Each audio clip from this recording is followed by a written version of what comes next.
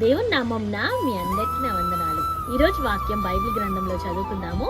మత్తయి సువార్త 15 అధ్యాయం 36 వచనం. ఆ 7 రొట్టెలను ఆ చేపలను పట్టుకొని కృతజ్ఞతాస్తుతులు చెల్లించి వాటిని విరిచి తన శిష్యులకిచ్చెను. శిష్యులు జన సమూహమునకు వడ్డించిరి.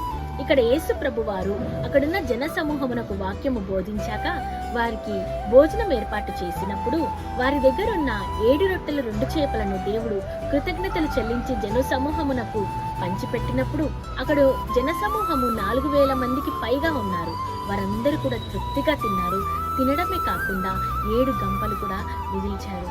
కనుక దేవుడు చేసిన కార్యాలు మనము ఈ వాక్యంలో చూడగలుగుతాము.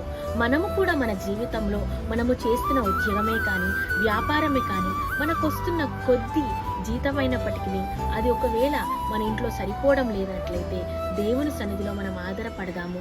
మనకొస్తున్న కష్టార్జితాన్ని దేవుని సన్నిధిలో పెట్టి ఇది మనకు సరిపోవడం లేదని దేవుణ్ణి మనం అడిగి ఆయన మీద ఆధారపడినట్లయితే దేవుడు మన కష్టార్జితాన్ని ఆశీర్వదిస్తాడు. మన కుటుంబంలో ఉన్న ప్రతి సమస్యల నుంచి ఆయన విడిపిస్తాడు. ఈ వాక్యాన్ని ధ్యానం చేసుకొని మనమందరము కూడా ధైర్యము కలిగి ఆయన మీద ఆధారపడి ఉందాము. ఈ చిన్ని వాక్యం దేవుడు దీవించుగాక. ఆమేన్.